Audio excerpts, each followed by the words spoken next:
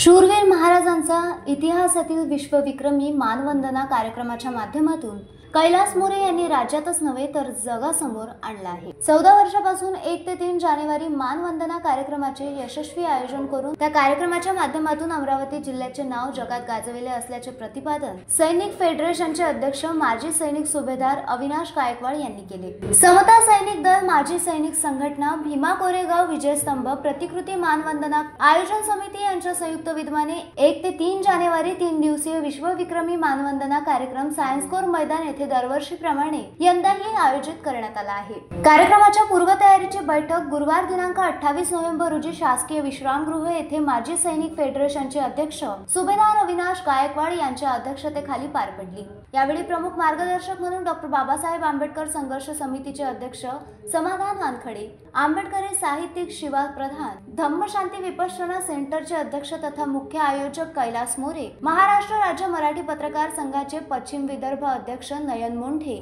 धम्मपीठावर उपस्थित होते। बैठकीचे प्रास्ताविक मुख्य आयोजक कैलास मोरे यांनी केले। संचालन व आभार ॲडव्होकेट माया मेश्राम यांनी मानले। बैठकीला त्रिवेणी मकेश्वर, आशा मेश्राम, अनिता जवंजाळ, मीना तंतरपाडे, कल्पना बनकर, उषा लांडगे, सुनीता धाकडे, माधुरी इंगडे, कांचन आडोडे, संजय मोहोळ, अवधूत मकेश्वर, किशोर सरदार, प्रेम इंगडे, राजकुमार वरघड, रुपेश भिवगडे, सुवासिनी घोडेस्वार, MM खंडारे यांच्यासह विविध सामाजिक संघटनाचे पदाधिकारी, कार्यकर्ते बहुसंख्येने उपस्थित होते। Uttam Brahmanwade, the sting operation news, Amravati.